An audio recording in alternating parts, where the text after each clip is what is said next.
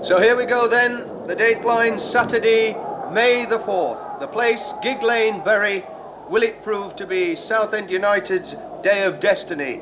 A win here will see 85 years of frustration behind the club, a place in Division 2 secured for the first time in the club's history. Well, there's over 1,200 Blues supporters packed behind the goal away to our left, another 300 or so in the stand seats near them. They've no doubt that the blue-shirted Blues can do it today. We'll see. David Webb has left Chris Powell on the substitutes bench alongside John Cornwell. That means Adam Locke plays wide on the right for Blues. Dean Austin conceding an early corner there, but the referee judges it a goal kick.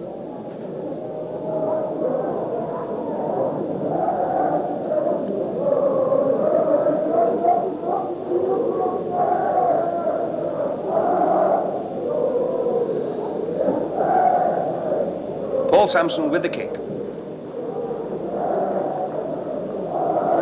Benjamin, he's going to have a lot of work to do today if Blues are to get a win out of this game.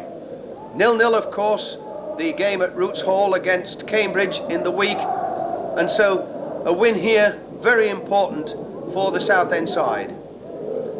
But it won't be easy. Bury themselves are looking for a place in the playoffs. They've got 3,000 of their own fans here. The gate over 4,500, which is a good one by Bury standards, swelled, as I say, by those Blues fans. Christian HYSLOP with the long throw-in.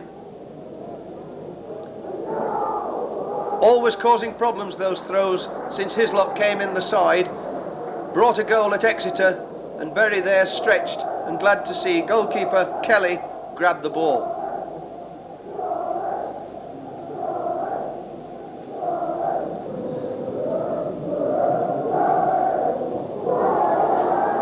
This is ANSAH deciding to accept the corner, leaves the ball.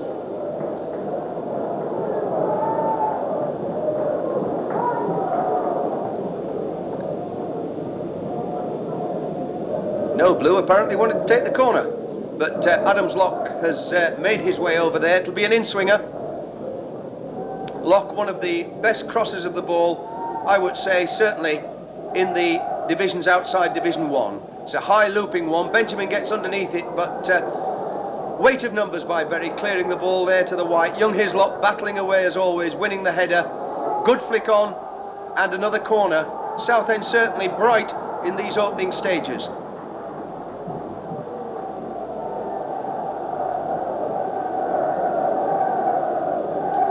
Another one for Locke. Quite windy here at Gig Lane. The ball swinging in again. Martin in the thick of it, but the ball cleared by Bury again, bashing it out to the right where their danger man, David Lee, of course, is expected to be a key player in this game. That's Bury pushing forward.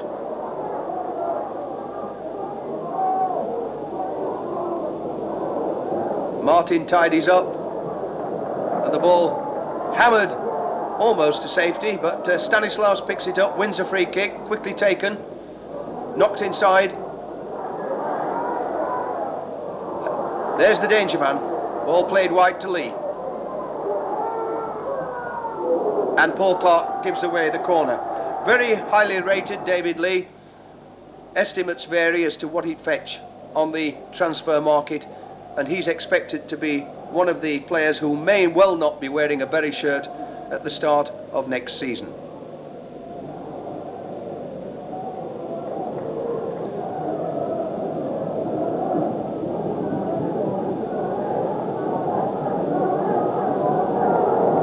Like Mark Kearney over there, going to take the corner. An in-swinger at the cemetery end. Ball whipping in. Bury get there first. Austin can't clear, but Angel does sterling work there, hammering it away. Bury coming back. Benjamin. Bury with a header.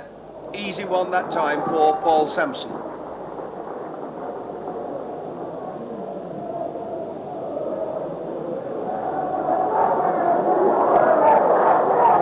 Offside. Referee waves play on. Paul Clark knocks the ball forward. Locke can't quite get on the end of it. And there's a free kick. And I think it will be against Adam Locke, who gets involved there in a little bit of push and shove with Stanislas. One of the things which Adam Locke, I know, is trying to cut out of his game, the way in which he reacts when people confront him angrily. The referee having a long talk there. Blues certainly not wanting to give away any unnecessary yellow cards or indeed red cards, and the referee looks as if he's reaching for his book. The Bury fans very vociferous in their advice to him, and it looks as if he's succumbed to their invitation to give Adam Locke a yellow card to match his yellow shorts.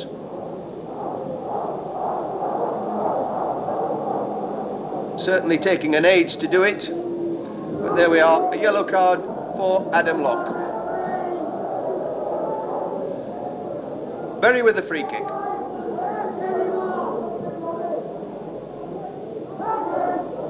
Good challenge by Austin. Benjamin playing in midfield, knocking the ball wide for ANSAH.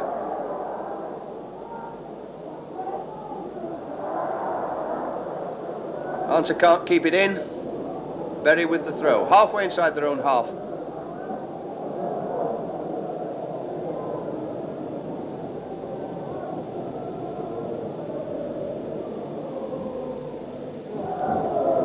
Excellent play by Benjamin. Good tight control, looking for support. Support not quite quickly enough there up front, but sterling work by Ian Benjamin. Whether he plays up front or midfield, such a hard worker and an important member of the Blues side. HYSLOP with the long throw. Martin in the thick of it, can't win the ball, it comes to Benjamin, can't get the shot, and answer it looked to me as if he was offside anyway. The referee gives the free kick. The Bury fans strangely quiet behind the goal, but they come to life whenever they think they've got a bit of advice to give to the referee.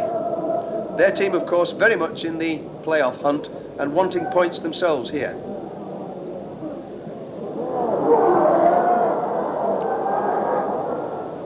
Clark tidies up. Sampson clears the ball.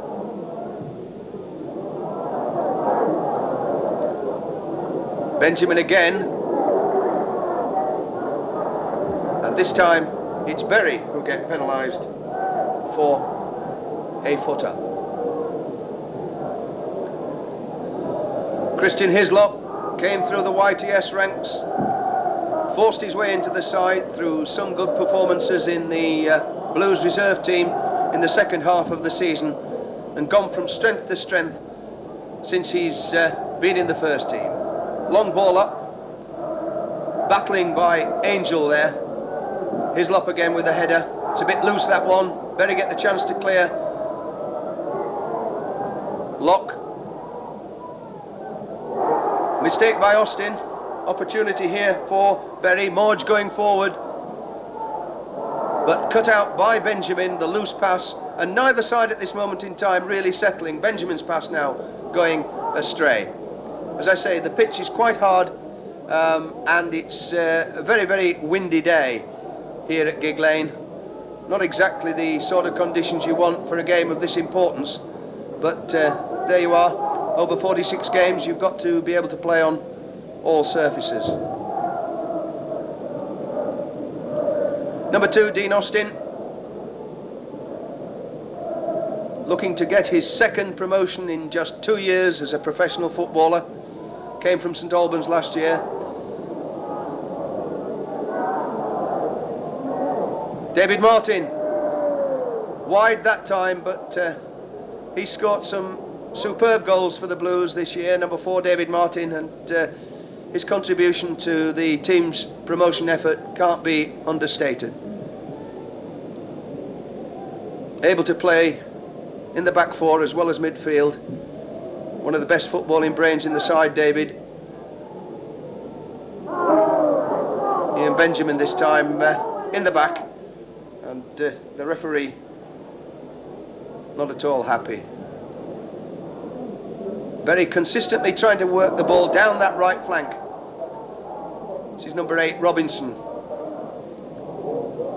Cut out. Butler in the thick of it, an excellent clearance. Again, the Bury fans giving advice to the referee, and it's Peter Butler who's gone down injured. The usual fierce competitive challenge from Peter Butler. Paul Clark telling the referee exactly what occurred. Must say the referee often looks as if he may well be influenced by who shouts first.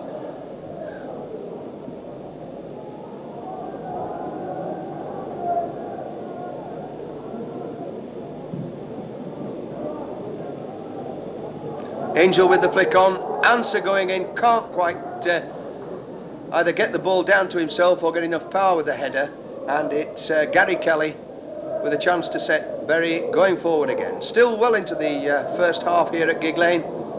Bury 0, Southend United 0.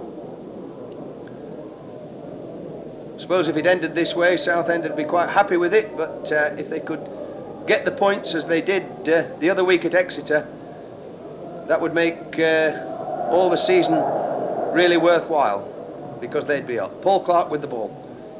Into the box, fought for by Angel again. Bury can't clear it, it's dropping for the foot of ANSAH. But this time, no repeat of the lovely volley he had at St James's Park, Exeter. Scored one of the goals of the season there from a throw-in by HYSLOP. He scored some important goals.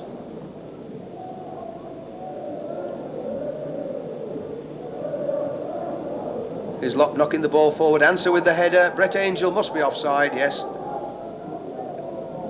Always there or thereabouts, Brett Angel. Again, fine contribution he's made since he came from Stockport County. Equal leading goal scorer in the 3rd division at this time. Austin.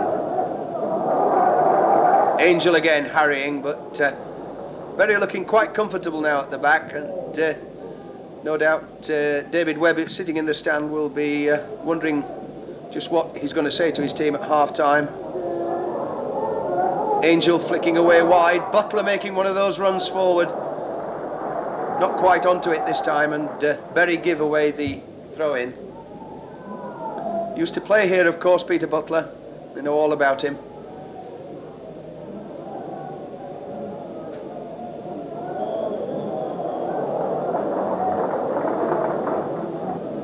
And a free kick awarded to Blues.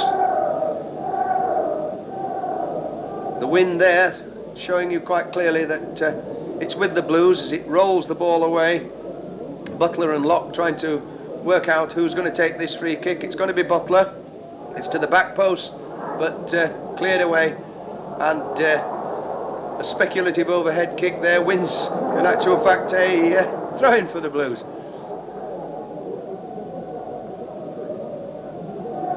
Austin again coming forward.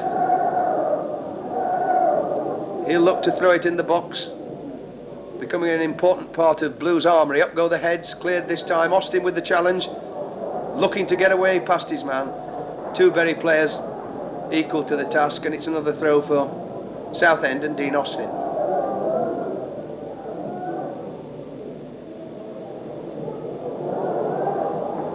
Pat Scully.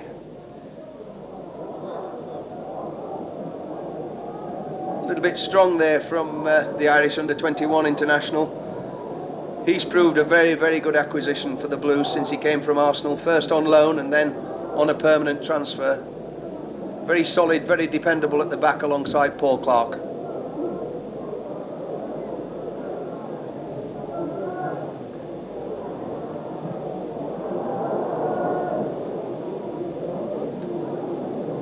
Martin working the ball out wide. Benjamin again, superb skill. The pass cut out, and HYSLOP misses for once. But there's Clark. I think he's swept up most things that most teams have thrown at the Blues this year, as he's done for quite a few years. And if he didn't, this man did. Paul Sampson, one of the best goalkeepers, certainly outside the First Division.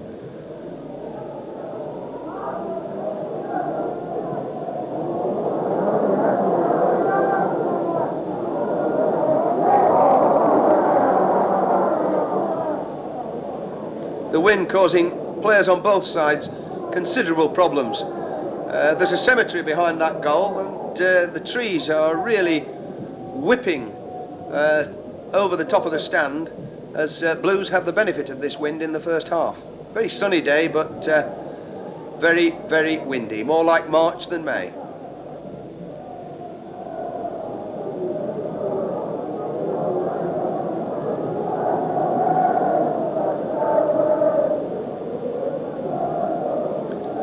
Very much a midfield battle at this time.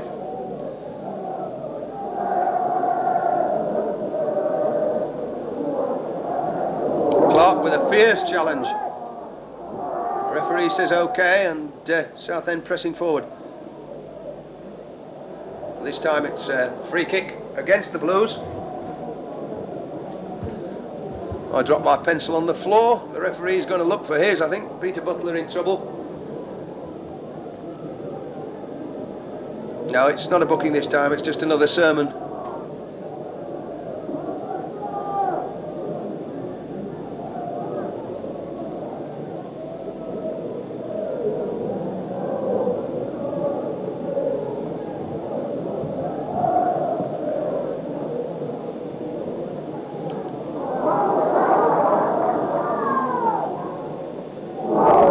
And that surely must be a free kick.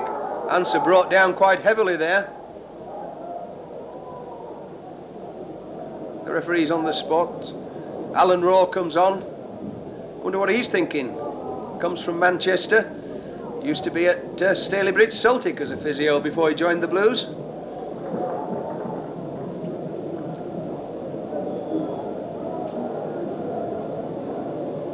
Austin. Martin. Scully.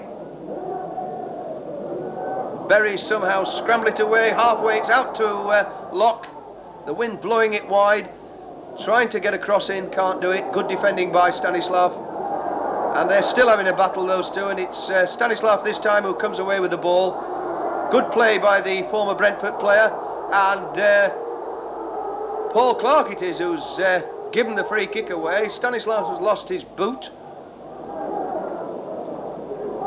And the Bury fans around us getting certainly overheated by that flurry of action.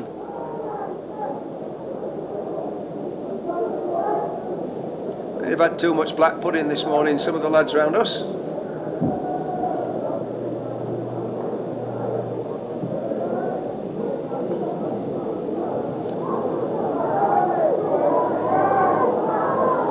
And the wind taking that ball away from ANSAH.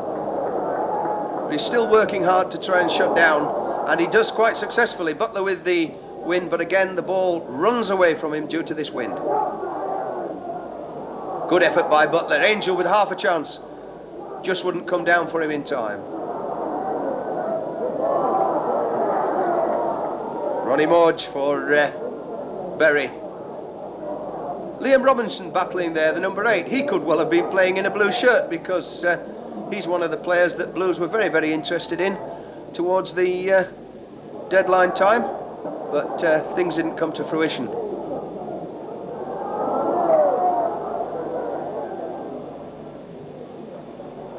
Swept away, all the way back to Paul Sampson. I wonder how many times he does that in a year, Paul Clark.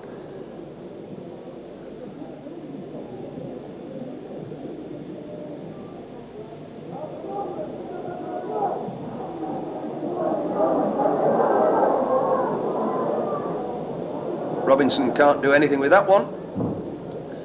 And so far, young Christian HYSLOP over there, aided by Paul Clark, done a very good job on David Lee, the Bury danger man. He's not really been in the action very much.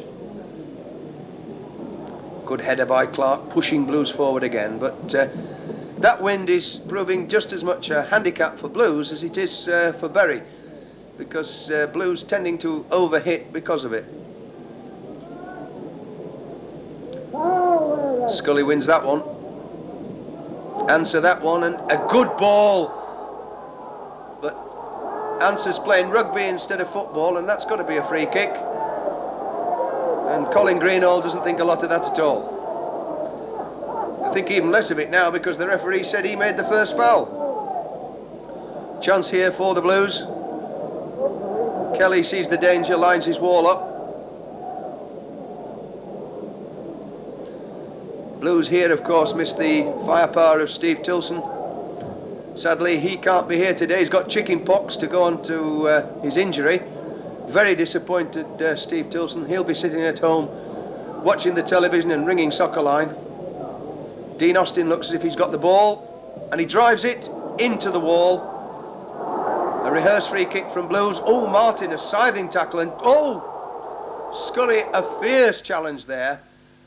And I think Pat Scully's got a problem or two. This referee has looked the sort of referee who's reacting to pressure, and Scully certainly came across fiercely there. I don't think he intended the challenge. It was just the fact that the pace of the player took him away from him. And the referee having a long chat with Scully alone, sending Austin away behind that post. Peter Butler trying to intercede. I've got a theory with these: the longer they take, the less chance there is of you getting sent off. But certainly the referee not short of advice here. And the Irish under-21 international certainly looks in trouble. The last thing Southend United want, 5 minutes to half-time or so. They don't want to have to play against the wind without a man in the second half, but that's what it's going to be. Pat Scully sadly making his way to the dressing room before the red card was raised, and Southend United, in what could be the most important game of their 85 years history, already down to 10 men. The referee now calling skipper Paul Clark over. David Martin giving the referee the benefit of his experience, and Berry get us off with the kick. And Blues now will have to show what they're made of. I must say they've reorganised themselves very quickly. David Martin's gone into the back of the defence alongside Paul Clark, and Ian Benjamin has slotted himself in Martin's position there.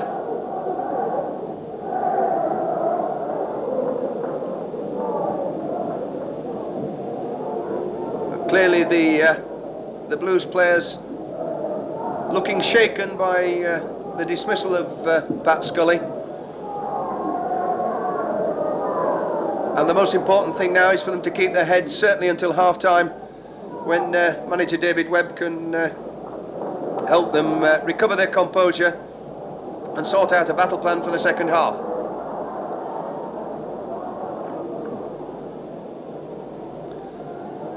Blues fans away to our left, absolutely stunned by that. They've gone absolutely silent at this moment in time, but raised up a little bit as Paul Clark tried to get them going there.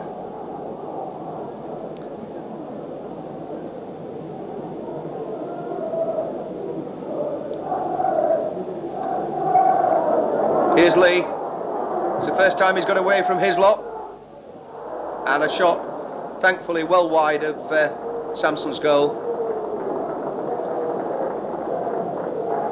Very pacey player, David Lee. Talking to Peter Butler, as I say, they were once members of the same club, Bury FC. And there goes the half-time whistle. And that will be sweet music indeed for those Blues shirts as they go off. They've held the advantage to 0-0, and as the second half gets underway, I'm quite sure we'll see them determined. They've got to battle against the wind. They're a man down. They've got a rampant home crowd now, but they still know that they're on level terms, and who knows, one goal could be all that's needed to see them into the second division for the first time in their history.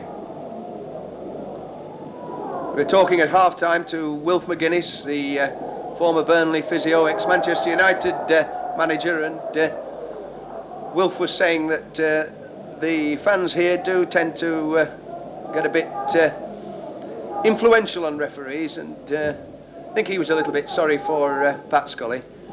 And it's a question now of whether the Blues can redouble their efforts. They've all got to grow a foot taller, haven't they?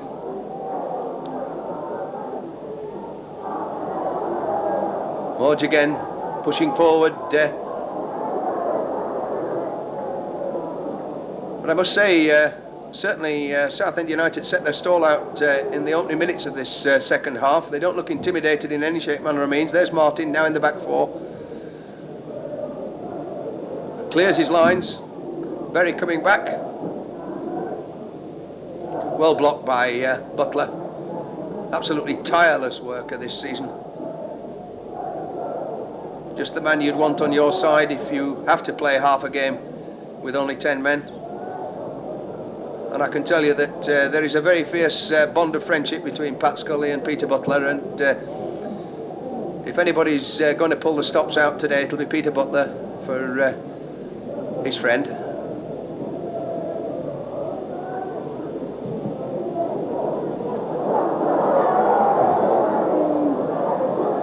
Berry playing it wide. Lee with young HYSLOP takes him on the inside. Ian Benjamin, and well judged by SANSOME there. Judged the wind perfectly, made his move at the right time, rolls it out, gets Dean Austin away. No point trying to blast too many things into this wind now in the second half for the Blues. Of course, they're reduced in forces up the front. That's where the reorganisation leaves them light, and Brett Angel and Andy ANSAH are going to have to work doubly hard up there. Well, they're the men who've shown that they're capable of doing that.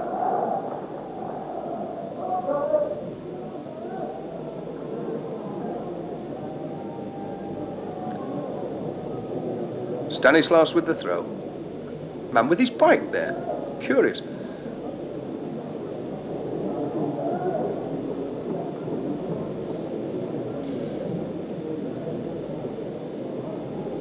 Stanislaus again.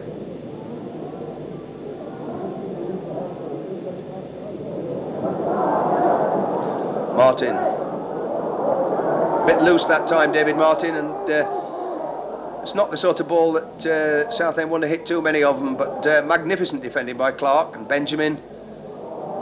Second bite, Benjamin gets it away to ANSAH, can't keep it in, and Berry get the throw. Excellent running by Angel there, tracking across, forcing Berry to play it square. That's the sort of thing that Webb will have ordered from his troops up front.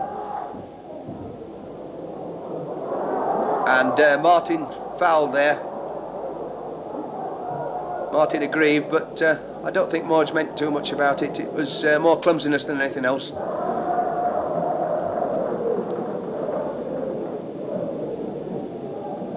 And the minute's ticking slowly away for Southend United, of course, with a man light for all of this second half.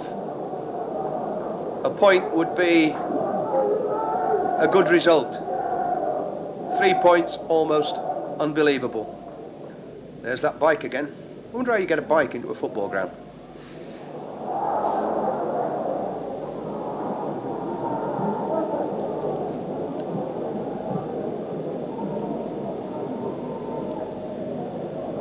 Locke still beavering away on that right-hand side, pushing, shoving, grafting away. I think he's given a free kick away this time.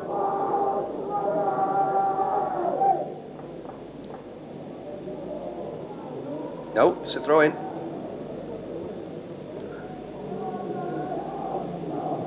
Butler hoists it into the box. Again, Locke in there. A fierce challenge from HYSLOP, but he's left himself with a lot to do now. Butler herring back, fighting hard, gets half a foot in. Good ball, and it's chance for Lee, but again, HYSLOP. He must have made 65 yards to get back there, Christian HYSLOP. He made the initial mistake, got back and tidied it up.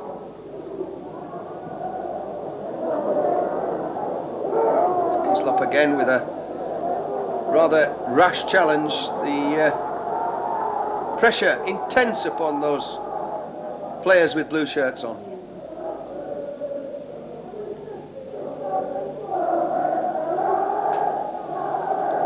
Benjamin. That's Clark's. Not a good ball that time. Good challenge by Martin. HYSLOP just letting things get on top of him a little bit at the moment, and Hume really should have done better with that.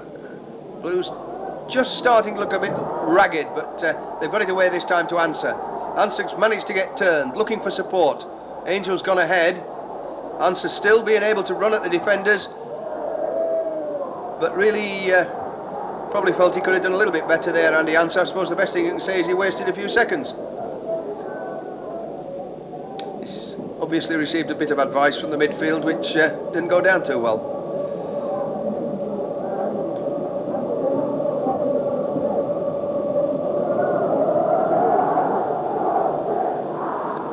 Martin again, an imperious header, thunders the ball away.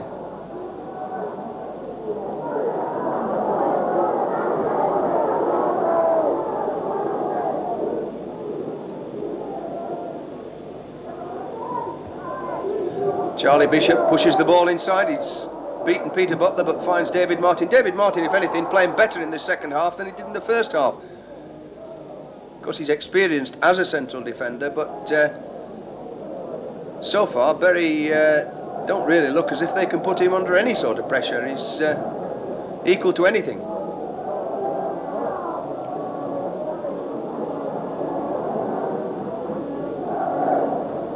Brett Angell working hard to make sure the Blues win the throw-in, all the way back near his own corner flag.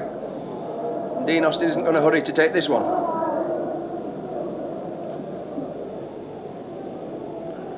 Priceless seconds ticking away for Southend United.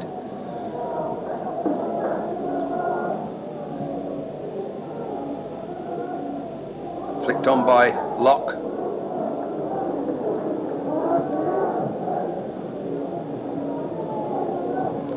HYSLOP. Well defended by Clark. HYSLOP. Oh, the referee's given a free kick. Harsh again. Bishop. Or is he going to leave it?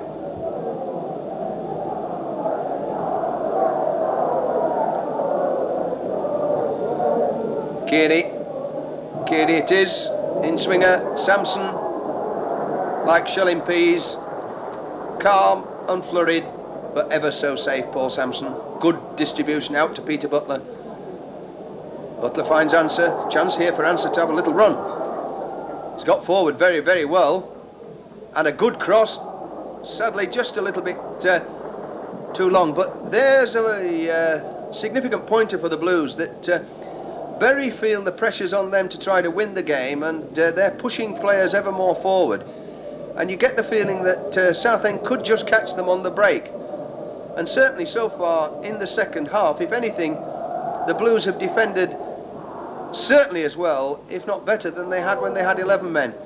And the longer it goes on, you can't see Bury scoring. I don't want to tempt fate, but Martin and Clark, again, everybody there, completely on top of their jobs.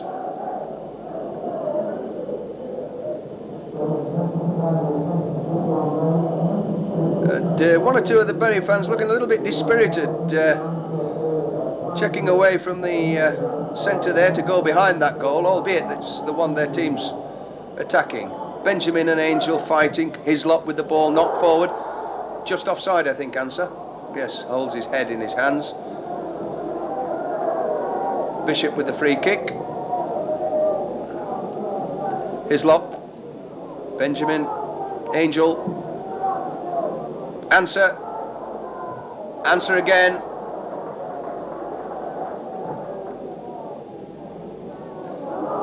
Good take by Clark.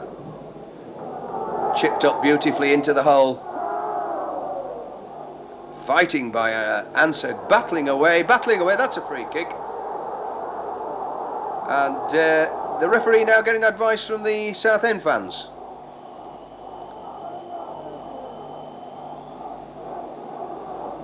Charlie Bishop's gone away. Peter Butler with the kick, not quite high enough, but Another inch or so and Berry would have been struggling. Butler wins it. He's looking for the cross, and that'll be a corner to the Blues. What a powerhouse, that little man.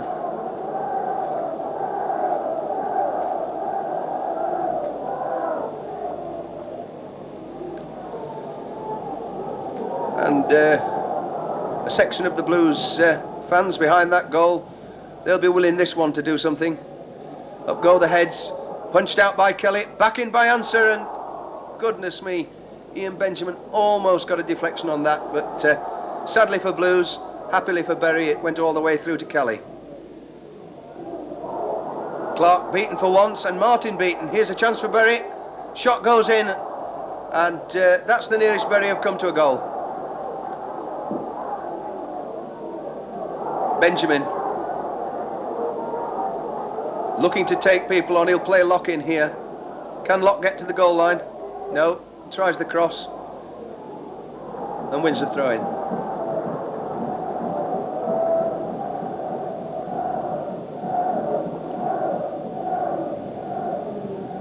I suppose if we were playing cricket, we'd say it's Dean Austin from the fire exit end.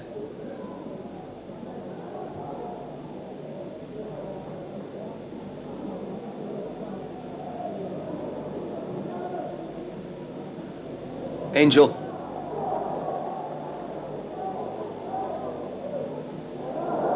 Excellent play by Angel there. He won a corner. There wasn't anywhere else he could really go. And of course, the longer that ball stays down in the Berry end, the more chance there is of the Blues getting the goal and less for Berry. Of course, a draw wouldn't guarantee promotion, but every point at this stage of the season is absolutely priceless. Locke with the outswinger. Up goes Martin, half a head on it. And that's a goal kick. Well, David Martin scored quite a few goals with his head this year. But today it's his head that's really been seen doing some sterling work in defence, just like that.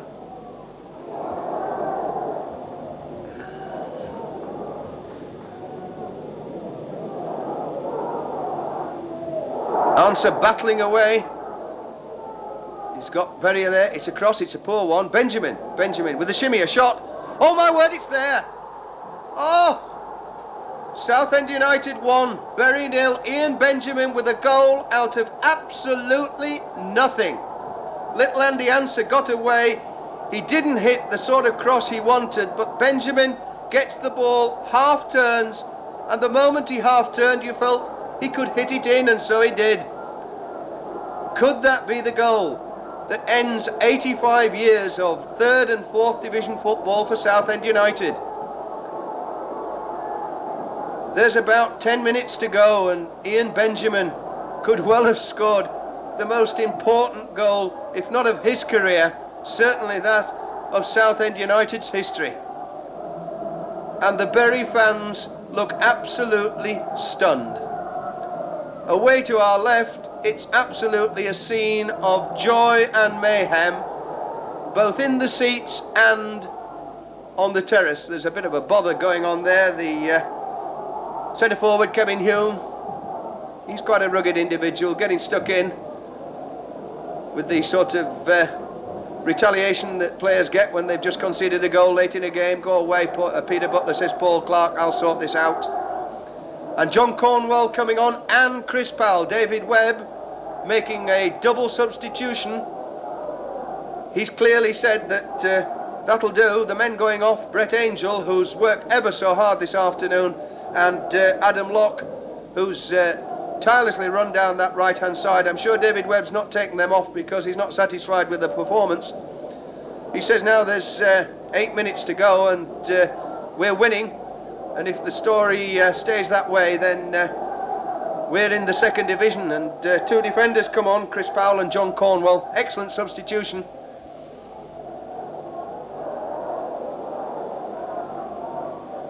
Stanislaus trying to get Berry going again.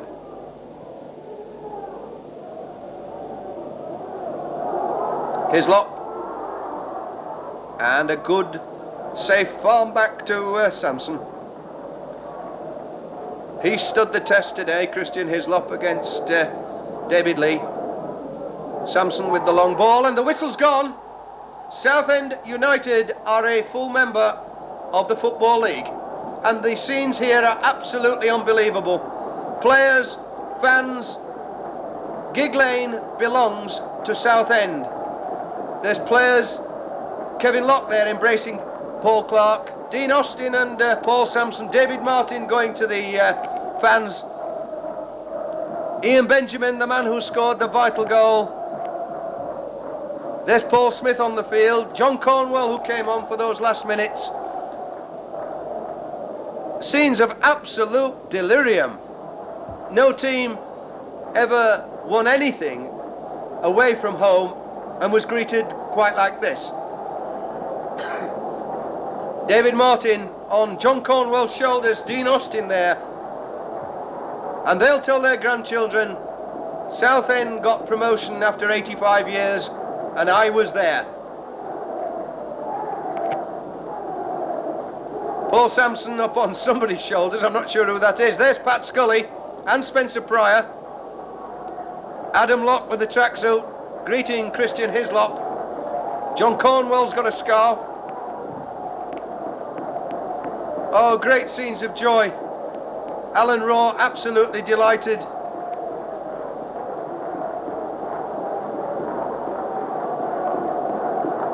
Ian Benjamin again.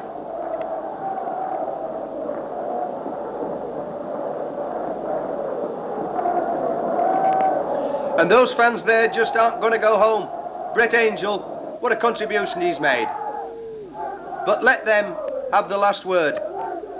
They're saying it absolutely right. This is what it's all been about.